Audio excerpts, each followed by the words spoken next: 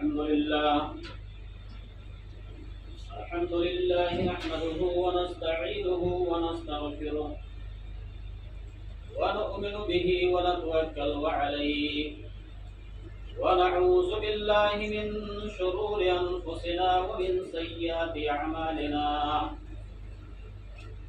من يهده الله فلا مضل له ومن يضلل فلا هادي له وأشهد أن لا إله إلا الله وحده لا شريك له وأشهد أن محمدا عبده ورسوله يا أيها الذين آمنوا اتقوا الله حق تقاته ولا تموتن إلا وأنتم مسلمون يا أيها الناس اتقوا ربكم الذي خلقكم من نفس واحدة وخلق منها زوجها وبث منهما رجالا كثيرا ونساء واتقوا الله الذي تساءلون به والأرحام إن الله كان عليكم رقيبا يا أيها الذين آمنوا اتقوا الله وقولوا قولا سديدا يصلح لكم أعمالكم ويغفر لكم ذنوبكم ومن يطع الله ورسوله فقد فاز فوزا عظيما أما بعد فإن خير الحديث كتاب الله وخير الهدي هدي محمد صلى الله عليه وسلم وشر الأمور محدثاتها وكل محدثة بدعة وكل بدعة ضلالة وكل ضلالة في النار أعوذ بالله من الشيطان الرجيم بسم الله الرحمن الرحيم ولا تطع كل حلاف مهين هماز مشاء بنميم مناع للخير معتد أثيم عقل بعد ذلك زنيم أن كان ذا مال وبنين رب اشرح لي صدري ويسر لي أمري واحلل عقدة من لساني يفقهوا قولي رب زدني علما اللهم رب زدني علما शोर है हो गए दुनिया से मुसलमान नाबूद शोर है हो गए दुनिया से मुसलमान नाबूद हम ये कहते हैं कि थे भी कई मुस्लिम मौजूद वदा में तुम हो नसारा तो तमद्दुन में हुनूद वदा में तुम हो नसारा तो तमद्दुन में हुनूद ये मुसलमान है जिन्हें देख के शर्माए यहूद फिरका बंदी है कहीं और कहीं जाते हैं फिरका बंदी है कहीं और कहीं जाते हैं क्या जमाने में पनपने की यही बातें हैं तुम तो सैयद भी हो मिर्जा भी हो अफगान भी हो तुम तो सैयद भी हो मिर्जा भी हो अफगान भी हो तुम सभी कुछ हो बताओ तुम मुसलमान भी हो हाज़रीन जुमा हर किस्म की तारीफ बड़ाई व बुजुर्गी अल्लाह रब्बुल आलमीन की लायक व सज़ावार है जो सारी कायनात का मुरब्बी और पालनहार है। बाबहू दुरूद व सलाम हो अल्लाह रब्बुल आलमीन के चुनिंदा पैगंबरों पर बिलखुसूस हमारे आखिरी नबी ताजदार बतहा मुहम्मद नबी सल्लल्लाहु अलैहि वसल्लम पर कि जिन्होंने अल्लाह का पैगाम अल्लाह के बंदों तक पहुंचाया। सामीन किराम, मैंने खुतबे मसनूना के बाद कुरान करीम की 5 आयतें करीमा की तिलावत की है और इससे पहले जो मैंने खुतबे जुमा पढ़ाया था ये उसी मौजू का एक टुकड़ा है कि अल्लाह रब्बुल आलमीन ने हमें इस दुनिया के अंदर पैदा किया जीने का, रहने का, चलने का, हर चीज का सलीका अल्लाह रब्बुल आलमीन ने बतला दिया है। हमें इबादत कैसी करनी चाहिए, अल्लाह से मांगना कैसे चाहिए, अल्लाह के सामने झुकने का तरीका क्या है, ये सारी चीजें अल्लाह रब्बुल आलमीन ने हमारे दरमियान आया कर दिया है अपने पैगंबरों के जरिए।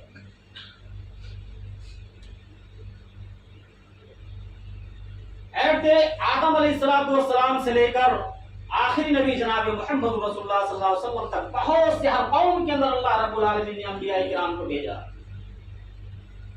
और उनके आने का मकसद क्या था कि लोग एक अल्लाह रब्बुल आलमीन को हकीकत में पहचान ले, वही पालनहार है, वही इबादत के लायक है। आज हम इबादत करते हैं, नमाज पढ़ते हैं, रोजा रखते हैं, कुरान की तिलावत करते हैं, इन सारी चीजों के करने के बाद हमें अपने रब से कबूलियत को दुआ करना चाहिए। इब्राहिम अलैहिस्सलाम एक जलीलुल कद्र पैगंबर हैं,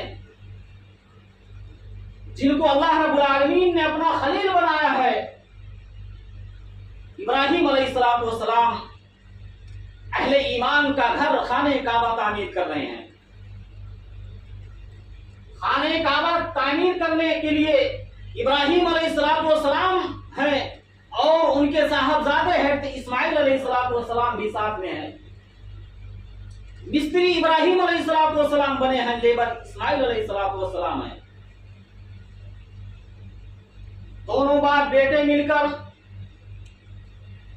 मुसलमानों का पहला किबला खाने काबा की तामीर कर रहे हैं।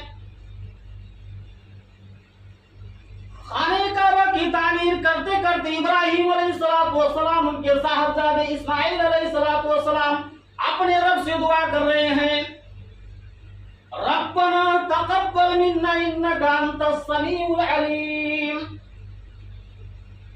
ऐ अल्लाह, हम तेरी गुलामी कर रहे हैं, तो हमारे गुलामी को कबूल कर ले। ऐ अल्लाह, हम तेरा खाने काबा, तेरा घर बना रहे हैं, ऐ अल्लाह रब्बुल आलमीन हमारे इस अमल को तू कबूल कर ले। जलीलुल कद्र पैगंबर हैं, नेकी करने के बाद अल्लाह रब्बुल आलमीन से दुआ, कबूलियत की दुआ कर रहे हैं। ऐ अल्लाह रब्बुल आलमीन, हमने फला नेकी कर ली है, ऐ अल्लाह रब्बुल आलमीन हमारी इस नेकियों को तू कबूल फरमा ले। आज हमें करना चाहिए, अगर हम कुरान की तिलावत करते हैं, कुरान की तिलावत करने के बाद अपने रब से दुआ करना चाहिए, ऐ अल्लाह, जो मैंने कुरान करीम की तिलावत की है, अल्लाह तू उसको कबूल फरमा ले। हम जो नमाज पढ़ते हैं, नमाज पढ़ने के बाद अपने हाथ को उठाकर अल्लाह रब्बुल आलमीन से दुआ करना चाहिए, अल्लाह रब्बुल आलमीन हमारी नमाजों को तू कबूल फरमा ले। यह कबूलियत का मकाम है, ये नबियों ने पैगाम हमें देकर चले गए। आज हम अकड़ के नमाज पढ़ते हैं तो दिखावे के लिए पढ़ते हैं कि देखो, देखने वाला बोलेगा कि हाँ ये बहुत बड़ा नमाजी और मुत्तकी है। आज हमें अपने दौलत पर घमंड है, आज हमें अपने औलाद पर घमंड है, हमें अपने शोहरत पर घमंड है। शायर कहता है, रकबा तुम्हारे खेत का मीलों में है तो क्या, रकबा तुम्हारे खेत का मीलों में है तो क्या, रकबा तुम्हारे दिल का तो 2 इंच भी नहीं। वो अंबियाए किराम थे, कोई भी इबादत अल्लाह रब्बुल आलमीन के सामने करते थे, उसके बाद फौरन कबूलियत की दुआ करते थे। या अल्लाह रब्बुल आलमीन हमारी इस नेकी को कबूल फरमा ले, हमारे सजदे को कबूल फरमा ले, हमारे रुकू को कबूल फरमा ले, हमारी नमाज तमाम की तमाम इबादतों को कबूल फरमा ले। ये अंबियाए किराम दुआ किया करते थे नेकी करने के बाद। लेकिन जब इंसान के दिल के अंदर तकब्बुर पैदा हो जाता है, घमंड पैदा हो जाता है, तो अल्लाह रब्बुल आलमीन ने इरशाद फरमाया कि मक्के मुकर्रमा के अंदर एक शख्स था, एक इंसान था जो बहुत बड़ा मालदार था, बहुत बड़ा पैसे वाला था। मक्का के अंदर उसके इतने बड़े बाग थे कि वो 12 के 12 महीने फल लाया करते थे। उसे अपने दौलत पर घमंड था, उसे अपने बेटों पर गुरूर और घमंड था। अल्लाह के रसूल जनाब मोहम्मद रसूलुल्लाह सल्लल्लाहु अलैहि वसल्लम के पीछे पीछे बुराई करते चलता था और कसम खा खा कर बुराई करता था कि आए लोगों, ये मोहम्मद झूठा है, कज़्ज़ाब है, इसकी बातों में मत आना। ये अगले लोगों के अफसाने और किस्से सुना रहा है। कसम खा खा कर अल्लाह के नबी सल्लल्लाहु अलैहि वसल्लम की बुराई किया करता था। अल्लाह के नबी सल्लल्लाहु अलैहि वसल्लम जिस जगह से तकरीर कहकर निकलते थे वो पीछे पीछे जाता था और कसमें खा खा कर कहता था कि आए लोगों, में कसम खाकर कहता हूँ, लात और उज़्ज़ा की कसम खाकर कहता हूँ, अपने माबूदों की कसम खाकर कहता हूँ, मोहम्मद की बातों में मत आना। नबी की बुराई करना शुरू कर दिया। अल्लाह रब्बुल आलमीन को ये अदा पसंद नहीं आई। अल्लाह रब्बुल आलमीन ने कुरान करीम की आयत नाजिल कर दी, वला तुति कुल्ल हल्लाफिन महीन। ऐ मेरे नबी, जो बहुत ज्यादा कसमें खाया करता है, आपके पीछे पीछे आपकी बुराई करता है, ज्यादा कसमें खाया करता है, महीन, ये जलील है। जब नबी की दुश्मनी में वो इंसान उतर आया तो अल्लाह रब्बुल आलमीन ने उसके बारे में 6 बातें नाजिल कर दी। वला तुति कुल्ल हल्लाफिन महीन। आए मेरे नबी, ये जो बहुत ज्यादा कसमें खाया करता है, ये महीन जलील है, रुसवा होने वाला है। हम्माज़िम मश्शाइन बिनमीम, ये बहुत बड़ा चुगला और चुगलखोर है। उत्तुल्लिम बाद ज़ालिका ज़नीम। और आए मेरे नबी, ये बहुत बड़ा घमंडी और मगरूर इंसान है। इसे अपने दौलत पर घमंड है, अपने औलाद पर घमंड है, अपने मालो दौलत पर, अपने प्रॉपर्टी पर बहुत ज्यादा घमंड है। उतुल्लिम बाद ज़ालिका ज़नीम। आखिरी 6ठी बात अल्लाह रब्बुल आलमीन ने फरमा दी, उतुल्लिम बाद ज़ालिका ज़नीम। ऐ मेरे नबी, अपने असली बाप का नहीं है, ये कहीं और से चला आया है, ये अपने बाप का औलाद नहीं है। जब नबी से उसने दुश्मनी की, अल्लाह रब्बुल आलमीन ने उसके सारे खानदान का चितरा उड़ा दिया।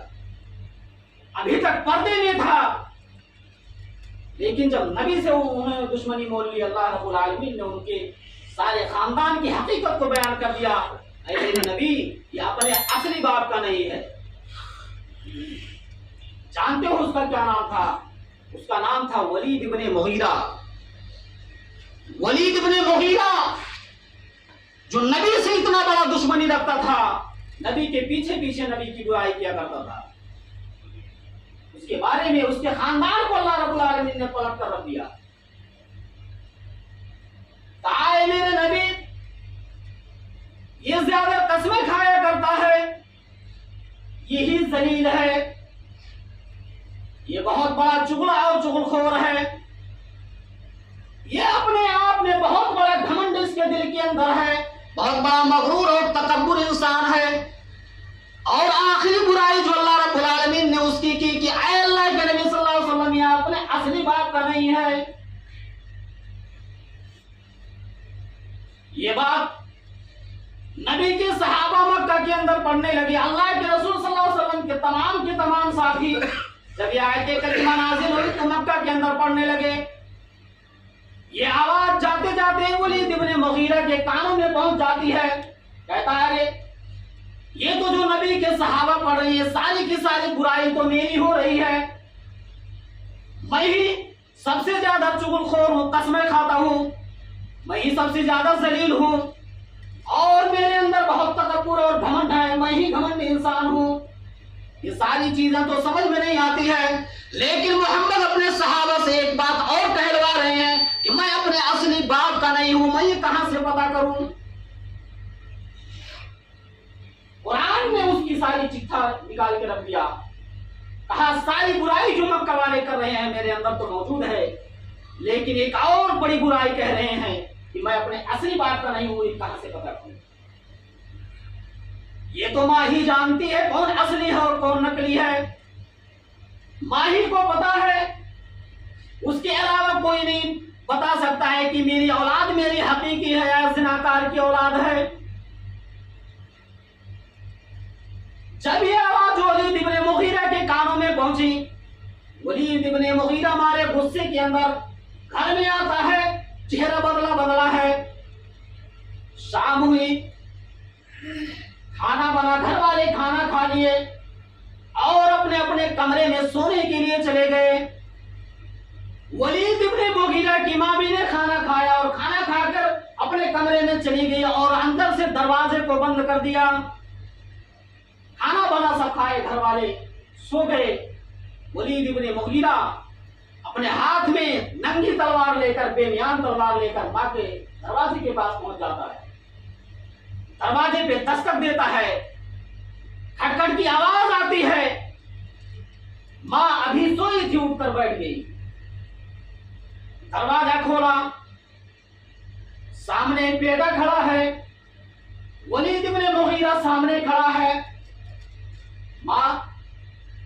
माँ ने कहा है, मेरे बेटे इस वक्त तो तुम मेरे कमरे में नहीं आते थे, आज कौन सी ऐसी बात हो गई है? चेहरा बदला भी लग रहा है। और है मेरे बेटे, आपके हाथ में नंगी तलवार, जो म्यान से बाहर निकली हुई तलवार है। बेटे बता तू क्या बात है? वलीद इब्ने मुगीरा मारे गुस्से के चेहरा बदला हुआ है, कुछ नहीं बोल रहा है। मां पूछती है, क्या है बेटे, जब तक तू बतलाएगा नहीं हमें पता कहां से चलेगा। मां से अब वलीद इब्ने मुगीरा कहता है, ऐ मां, तुम जानती हो कि मेरी दुश्मनी मोहम्मद से कितना है, मैं मोहम्मद की कितनी दुश्मनी करता हूं, मोहम्मद से मेरी दुश्मनी कितने है। आज मोहम्मद के साथी मेरे बारे में 5-5, 6-6 बातें कर रहे हैं। ऐ मां, मुझे मालूम है सारी बुराई तो मेरे अंदर मौजूद है, मुझे मालूम है, लेकिन ऐ मां, एक और बुराई मोहम्मद अपने साथियों से पढ़वा रहा है, वो मुझे पता नहीं है। यही सच पूछने के लिए मैं आया हूं। ऐ मां, मोहम्मद और मोहम्मद के साथी कह रहे हैं कि मैं अपने असली बाप का नहीं हूं, तो मुझे बताओ मैं किसका बेटा हूं। वलीद इब्ने मुगीरा उसी कमरे में मौजूद है। वलीद इब्ने मुगीरा की मां भी उसी कमरे के अंदर मौजूद है और सारी हकीकत बयान कर रही है। ऐ मेरे बेटे, ये मक्का वाले जो सारी बातें कह रहे हैं, इस बात की हकीकत है, इस बात में सच्चाई है। ऐ मेरे बेटे, हकीकत है तू अपने असली बाप का नहीं है। वलीद इब्ने मुगीरा के कानों में जब ये अल्फाज उनके मां की जुबान से पहुंचते हैं, वो वलीद इब्ने मुगीरा की तलवार नीचे गिर जाती है। कहते हैं कि मां, आखिर मैं किसका बेटा हूं? आए मेरे बेटे, जब मेरी शादी तेरे बाप से हुई, मुगीरा से जब मेरी शादी हुई, मेरे बाप ने तेरे बाप से कर दी, उनके बाप ने मुझसे कर दी। मैं बहुत मालदार आदमी, मुगीरा इब्ने शोबा था, मेरे बाप ने मेरी शादी उससे कर दी। बहुत बड़े जायदाद का मालिक था, बहुत बड़ा मालदार और पैसे वाला था, बहुत ज्यादा भेड़ और बकरियों का सरदार था। मेरे बाप ने उनकी दौलत और जायदाद को देखकर मेरी शादी कर दी। अरे मेरे बेटे, जब मैं पहली रात तेरे बाप के घर आई और रात में जब मुगीरा मेरे पास आया, उन्होंने कहा कि ऐ मेरी बीवी, मैं तुझसे एक बात जाहिर करना चाहता हूं। ऐ मेरी बीवी, तेरे बाप ने मुझसे शादी कर दी, मेरे बाप ने तुझसे शादी कर दी, लेकिन ऐ मेरी बीवी, मैं तेरे लायक नहीं हूं, मैं मुखन्नस हूं। मुखन्नस का तर्जुमा अगर हम करें तो उसको हिजड़ा कहते हैं। ऐ मेरी बीवी, मैं औरत के लायक नहीं हूं, मैं बीवी के लायक नहीं हूं, मैं मुखन्नस हूं। तुम चाहो तो अपने बाप के घर जा सकती हो, मैं तुम्हें तलाक दे सकता हूं, अपने बाप के घर जा सकती हो, अगर तुम चाहो तो रह सकती हो। ऐ मेरे बेटे, मेरे खानदान अगर मैं तलाक देकर चली जाती, मैं इस घर को छोड़कर, अपने शौहर को छोड़कर चली जाती तो मेरे खानदान की इज्जत चली जाती, मेरे खानदान की नाक कट जाता। और ऐ मेरे बेटे, मैं तेरे बाप की भेड़ और बकरियों को, उसके जायदाद को, उसके बाप को मैं देखकर रुक गई। धीरे धीरे 3 साल 4 साल की आशा गुजर गया। मैं तेरे बाप के भेड़ और बकरियों को देखती थी, नौकर और चाकर को देखती थी, मैं मुगीरा के जायदाद को देखती थी, बोलती थी कि अगर तेरा बाप मर जाएगा मैं भी मर जाऊंगी, सारे जायदाद का मालिक पड़ोसी और रिश्तेदार हो जाएंगे। ऐ मेरे बेटे, एक दिन यही सोचते सोचते कि मेरे जायदाद का क्या होगा, मेरे धन और दौलत का क्या होगा, मैं भी मर जाऊंगी, मेरा शौहर मुगीरा भी मर जाएगा, सारी जायदाद का मालिक हमारे पड़ोसी ले लेंगे, हमारे रिश्तेदार ले लेंगे। ऐ मेरे बेटे, मेरे दिमाग के अंदर, मेरे जहन के अंदर शैतान ने घर कर दिया और मेरे दिल के अंदर ये वसवसा आया। ऐ मेरे बेटे, मेरी बकरियों का चराने वाला जो चरवाहा था, मैंने उससे ज़िनाकारी कर ली, उसके साथ हमने बदसलूकी कर ली। और ऐ मेरे बेटे, तुम उसी चरवाहे के बेटे हो। अल्लाह रब्बुल आलमीन ने उसके सारे खानदान की चिट्ठा उड़ा दिया।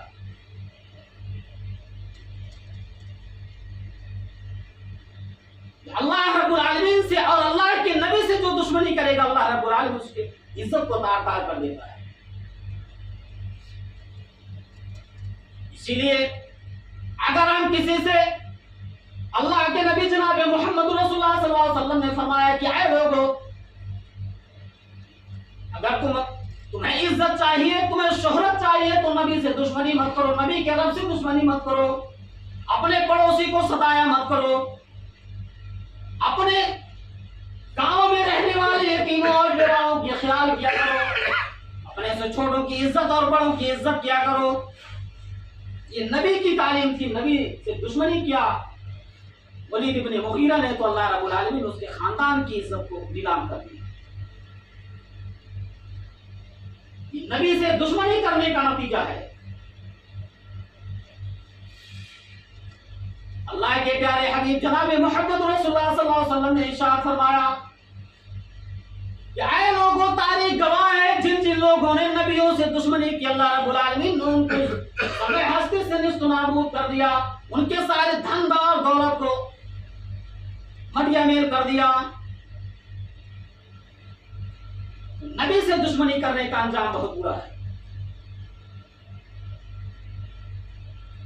मुसलमानों, उसी मक्के के अंदर एक औरत थी, एक बहुत नेक औरत थी। इस नेक औरत का वाकया बयान करके मैं अपने खुतबे को खत्म करता हूं। मक्के के अंदर एक नेक खातून थी और ये कबीले बनु अब्बासिया की औरत थी। कबीले बनु अब्बासिया के अंदर एक बहुत बड़ा बादशाह, बहुत बड़ा नेक बादशाह गुजरा है, जिसका नाम हारून रशीद है।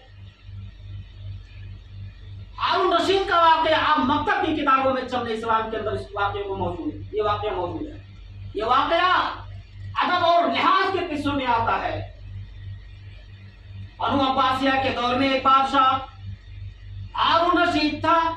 हारून रशीद की बीवी जिसका नाम जुबैदा था, ये नेक औरत, अल्लाह वाली औरत, रब से डरने वाली औरत, तहज्जुद गुजार औरत, रात में सोई हुई है, ख्वाब देखती है कि अमीर हो गरीब हो, करीब का हो दूर का हो, मुसाफिर हो मुकीम हो, सारे के सारे लोग मुझसे ज़िनाकारी कर रहे हैं।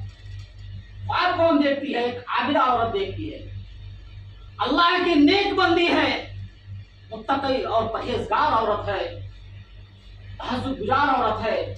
रात में ख्वाब देखती है कि अमीर हो गरीब हो, मुकीम हो मुसाफिर हो, दूर का हो करीब का हो, सारे के सारे लोग मिलकर मुझसे ज़िनाकारी कर रहे हैं। सुबह होता है, सुबह नींद से बेदार होती है और ये ख्वाब अपने शौहर हारून रशीद को बतलाती है। और उस दौर के एक आलिम थे जिनका नाम था अल्लामा इब्न शीरीन। जुबैदा हारून रशीद की बीवी अपनी एक लौड़ी को बुलाती है, अपने एक नौकरानी को बुलाती है, कहती है कि आए मेरी लौड़ी, है मेरी नौकरानी, मैंने रात के अंदर ऐसा ऐसा ख्वाब देखा है। जब से मैंने ख्वाब देखा मैं बेकरार हो चुकी हूँ, मुझे कहीं सुकून नहीं मिल रहा है। मैंने ऐसा कौन सा गुनाह कर दिया, मैंने ऐसा कौन सा गलत काम कर दिया जिससे अल्लाह नाराज हो गया और मैं इतना भयानक और इतना खतरनाक ख्वाब देख चुकी हूँ। ऐ मेरी लौड़ी, जाओ मेरी इस ख्वाब की ताबीर अल्लामा इब्ने शीरीन से पूछ करके आओ। उस दौर के बहुत बड़े आलिम थे अल्लामा इब्ने शीरीन, वो ख्वाब की ताबीर बताया करते थे।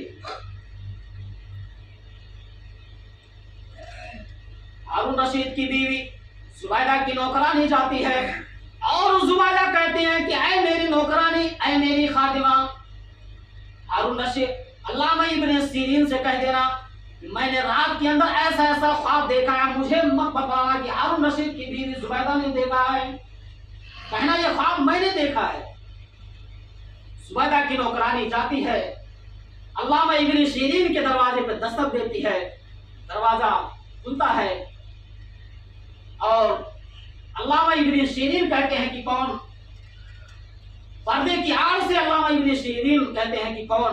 कहा मैं जुबैदा की नौकरानी हूँ। और मैं किस लिए आए हो?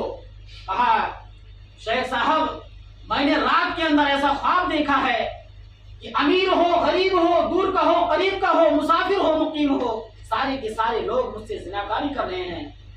ऐ मौलाना मैं जब से ये ख्वाब को देखा, मैंने देखा है बेकरार हो चुकी हूँ, कौन सा मैंने ऐसा ख्वाब में नजर आ गया है। अल्लामा इब्ने शीरीन ने कहा ये तेरा ख्वाब नहीं लगता है, ये आपका ख्वाब नहीं है। कहा नहीं शेख मैंने इस ख्वाब को देखा है। कहा नहीं ये ख्वाब तेरा नहीं हो सकता है। जुबैदा की नौकरानी वापस आती है और जुबैदा से कहती है कि ऐ मेरी मालिका, अल्लामा इब्ने शीरीन तो कह रहे हैं कि ये तेरा ख्वाब नहीं है, ये तेरा ख्वाब नहीं हो सकता है। मैंने बहुत मर्तबा कहा कि नहीं अल्लामा इब्ने शीरीन ये ख्वाब मैंने ही देखा है। कहा नहीं ये तेरा ख्वाब नहीं हो सकता है। जुबैदा कहते हैं कि ऐ मेरी खादिमा दोबारा जाओ अल्लामा इब्ने शीरीन के पास और कह देना कि हारून रशीद की बीवी जुबैदा ने इस ख्वाब को देखा है।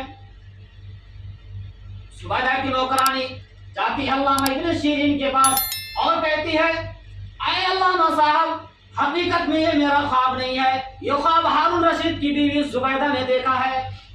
अल्लामा इब्ने शीरीन ने कहा यहाँ ये ख्वाब ऐसी ही नेक औरत और मुत्तकी औरत ही देख सकती है। जाओ हारून रशीद की बीवी जुबैदा से कह देना कि अल्लाह रब्बुल आलमीन उनसे इतना बड़ा काम लेने वाला है, इतना बड़ा काम लेने वाला है कि उस काम से अमीर गरीब, गरीब का मुकीम, मुसाफिर, सारे के सारे लोग, काला गोरा सारे के सारे लोग फायदा उठाएंगे। ख्वाब की ताबीर पूछ कर आती है और जुबैदा से कहती है कि ऐसा ऐसा अल्लामा इब्ने शीरीन ने बयान फरमाया है। थोड़ी ही वक्त गुजरा था कि हज का मौसम आ गया। हारून रशीद और उनकी बीवी जुबैदा अपने वजीरों को लेकर, अपने मशीरकारों को लेकर हज का सफर कर देते हैं, खाने काबा पहुंचते हैं। हारून रशीद खाने काबा का तवाफ कर रहे हैं, गर्मी शिद्दत से है। हारून रशीद खाने काबा का तवाफ करते करते उनको प्यास लगती है, दौड़ते हुए नौकर पानी लेकर जाते हैं। हारून रशीद पानी को पीते हैं, फिर खाने काबा का तवाफ करते हैं। खाने काबा का तवाफ करने के बाद हारून रशीद मकाम इब्राहिम पर 2 रकात नमाज पढ़ते हैं।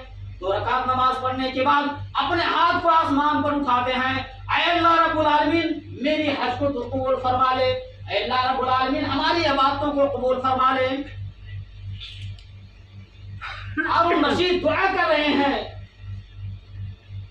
बैतुल्लाह के अंदर मकाम इब्राहिम के पास, अपने दोनों हाथ को आसमान की तरफ कर, ऐ अल्लाह तू मेरी इबादतों को कबूल फरमा ले, तू मेरे हज को कबूल फरमा ले। पीछे से उनकी बीवी जुबैदा अपने शौहर हारून रशीद के कंधे को पकड़ कर कहती है, ऐ हारून रशीद अल्लाह रब्बुल आलमीन से दुआ मत करो, अल्लाह रब्बुल आलमीन तुम्हारी दुआ को कबूल नहीं करेगा। ऐ मेरे शौहर क्यों दुआ कर रहे हो, अल्लाह रब्बुल आलमीन तुम्हारी दुआ को नहीं कबूल करेगा।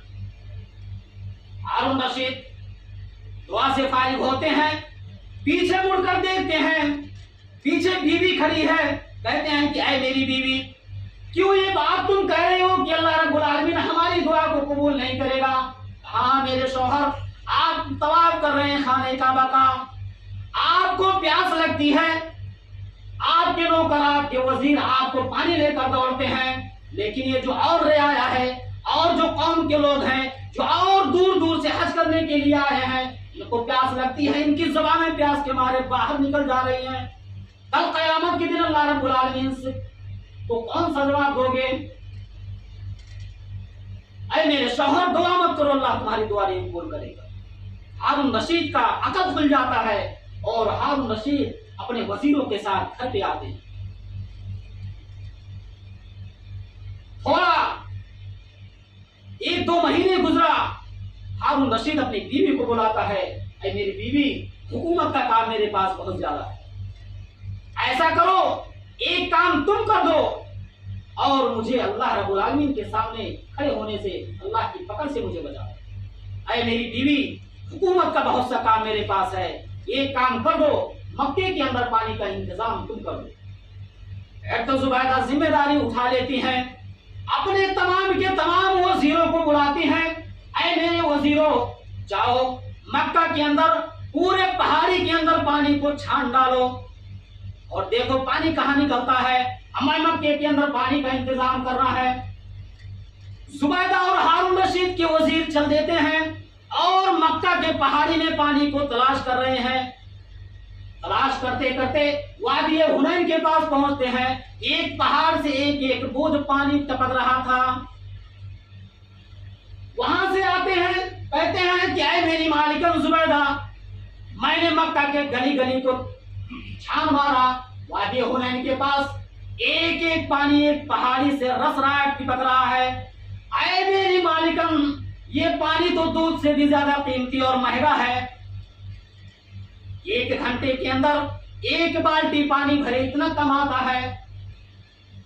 कहाँ है मेरे वजीरों, जाओ पूरे मेरे मुल्क के अंदर, मेरे सल्तनत के अंदर ऐलान कर दो कि वादी हुनैन के अंदर एक नहर खोदनी है, जिस नहर का नाम मेरे जुबैदा रहेगा।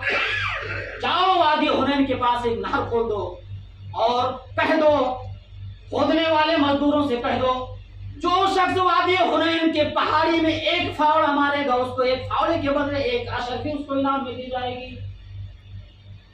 वहां तो लाखों फावड़े और करोड़ों फावड़े लगने वाले थे।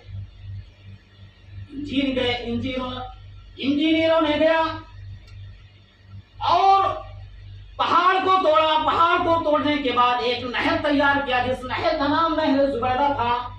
नहर तैयार हो गया।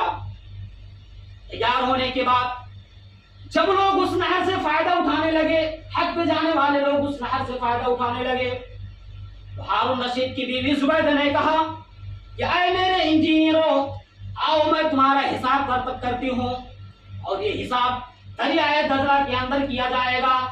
वहां मैं एक जश्न मनाऊंगी जो सबसे बड़ा दुनिया का जश्न होगा। ऐ मेरे वजीरों, वहां कश्तियों को तैयार करो और किंदियों को लगा दो, कुमकुमे को लगा दो। वजीरों ने दरियाए दजला के किनारे पर कश्ती को तैयार किया, हजारों हजार की कश्ती को सजा दिया और एक कश्ती के ऊपर तमाम के तमाम फाइल को रख दिया, जो काम के रजिस्टर थे, जिन्होंने दरियाए दजला को खोला था, जिन्होंने नहर जुबैदा को खोला था, उसके पूरे के पूरे फाइल एक कश्ती पर सवार कर दिया गया और हजारों कश्तियों को तैयार कर दिया गया। और उस जुबैदा ने हुक्म दिया कि ऐ लोगों, दरियाए दजला के बीचों बीच कश्ती को ले जाना है। लोग दरियाए दजला के बीचों बीच में कश्ती को ले जाकर रख दिए। जुबैदा लोगों से पत्थर को मंगाती है और रस्सी को मंगाती है और रस्सी और पत्थर के जरिए उस सारे के सारे कागज और रजिस्टर को बांध देती है, जो हिसाब का रजिस्टर था, और उस सारे के सारे रजिस्टर को दरियाए दजला के अंदर डाल देती है। इंजीनियर हैरान है, हाय मेरी मालिकन, आपने तो हमें दरियाए दजला के पास हिसाब किताब करने के लिए बुलाया था, आपने तो सारे के सारे रजिस्टर को पानी में डलवा दिया। सुबैदा कहती है तरक्तुल हिसाब लियौमिल हिसाब, ऐ मेरे वजीरों, जो मैं आज तुम लोगों से हिसाब लेने वाली थी, मैंने इसलिए हिसाब नहीं लिया कि इससे बड़ा हिसाब लेने वाला कल क़यामत के दिन हमारा रब है। ये नेक औरत ऐसी हुआ करती थी, नेकी करती थी, तो अल्लाह रब्बुल आलमीन को दिखाने के लिए नहीं करती। आखिर में दुआ है कि बारी इलाहा हम तमाम मुसलमानों को नेक काम करने की तौफीक अता फरमा। ऐ बारी इलाहा, जब तक हम दुनिया में रहे हमारी जात से एक दूसरा फायदा उठाते रहे, अल्लाह रब्बुल आलमीन हमें कोशिश करे हमारे जात से किसी को तकलीफ न हो। अल्लाह रब्बुल आलमीन जब तक हम दुनिया में रहे ईमान के साथ और इस्लाम पर कायम रहे और हमारा खात्मा बिल खैर हो। वक़ूलू क़ौली हाज़ा वस्तग़फिरुल्लाह ली व लकुम व लिसाइरिल मुस्लिमीन। आमीन।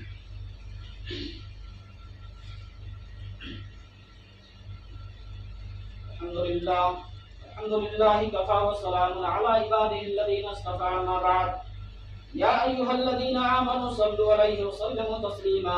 अल्लाहुम्मा सल्लि अला मुहम्मदिन व अला आलि मुहम्मद कमा सल्लैता अला इब्राहीम व अला आलि इब्राहीम इन्नका हमीदुम मजीद। अल्लाहुम्मा बारिक अला मुहम्मदिन व अला आलि मुहम्मद कमा बारकता अला इब्राहीम व अला आलि इब्राहीम इन्नका हमीदुम मजीद। इबादल्लाह, या रहमुकुमुल्लाह, इन्नल्लाहा यअमुरुकुम बिल अदलि वल इहसान व इताइ ज़िल क़ुर्बा व यनहा अनिल फ़हशाइ वल मुनकर वल बग़yi यअज़िकुम लअल्लकुम तज़क्करून। वदऊहु यस्तजिब लकुम व लज़िक्रुल्लाहि अकबर वल्लाहु यअलमु मा तस्नऊन। व अक़ीमुस सलात। नमाज़ जुमा के बाद गायबाना नमाज़ जनाज़ा अदा की जाएगी।